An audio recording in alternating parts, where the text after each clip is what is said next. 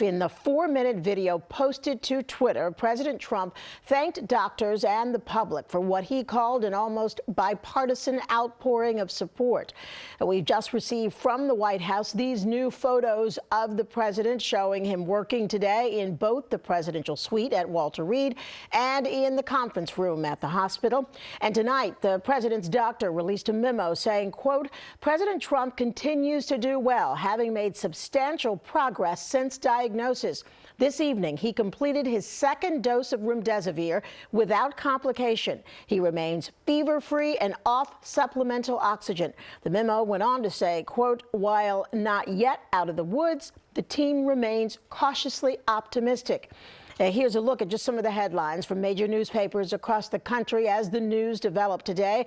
The New York Post, sick response, and on the Daily News, Pres Med drama. And this is a live look tonight at Walter Reed Medical Center in Bethesda, Maryland, where President Trump is undergoing treatments and where crowds continue to gather to show their support. Tonight, the president speaking to the American people after being admitted to Walter Reed Medical Center as he battles COVID-19, saying he believes he'll be back at the White House soon. I came here, wasn't feeling so well. I feel much better now. We're working hard to get me all the way back. You don't know over the next period of a few days. I guess that's the real test, so we'll be seeing what happens. The video message comes after confusion and questions over transparency about the president's condition. Has he also experienced difficulty breathing? No, he has not. Never did.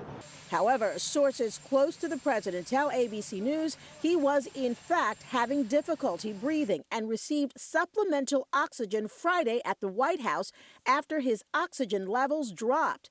His doctor said he was happy about the president's condition at a press briefing today, but a source familiar with Mr. Trump's health told reporters shortly after his vitals over the last 24 hours were very concerning, and the next 48 hours will be critical in terms of his care. We are still not on a clear path to a full recovery. Multiple news outlets now reporting it was White House Chief of Staff Mark Meadows who made those comments.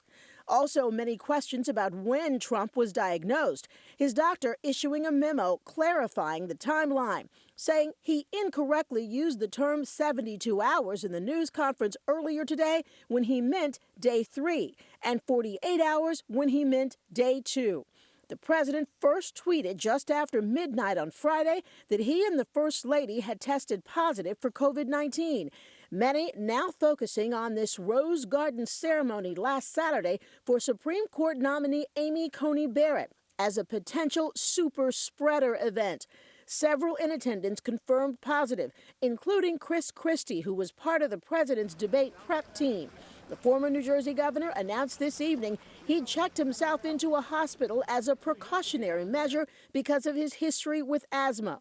Meanwhile, 77-year-old former Vice President Joe Biden spent more than 90 minutes on stage with the president and says he and his wife Jill both tested negative.